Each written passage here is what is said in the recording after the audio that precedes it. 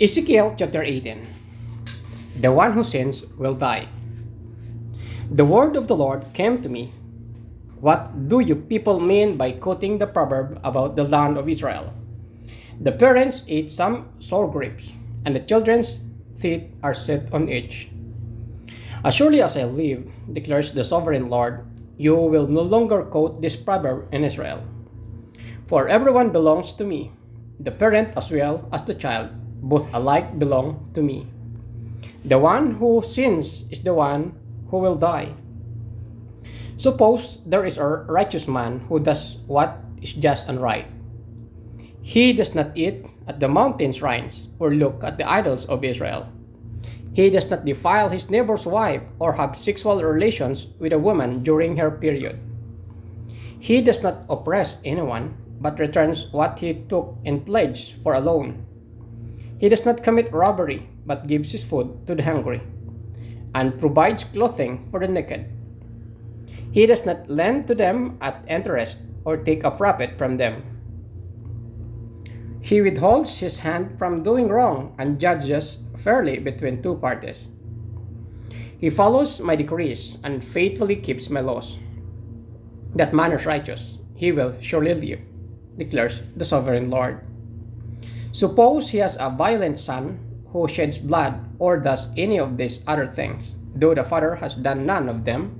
He eats of the mountain shrines, he defiles his neighbor's wife, he oppresses the poor and needy, he commits robbery, he does not return what he took in pledge. He looks to the idols, he does detestable things, he lends at interest and takes a profit. Will such a man live? He will not, because he has done all these detestable things. It is to be put to death. His blood will be on his own head. But suppose this son has a son who sees all the sins his father commits, and though he sees them, he does not do such things. He does not eat at the mountain shrines or look at the idols of Israel. He does not defile his neighbor's wife. He does not oppress anyone or inquire a pledge for a loan. He does not commit robbery, but gives his food to the hungry, and provides clothing for the naked. He withholds his hand from mistreating the poor, and takes no interest or profit from them. He keeps my laws and follows my decrees. He will not die for his father's sin. He will surely live.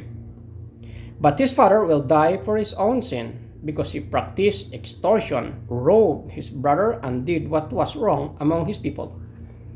Yet you ask, why does the son not share the guilt of his father? Since the son has done what is just and right, he has been careful to keep all my decrees. He will surely live.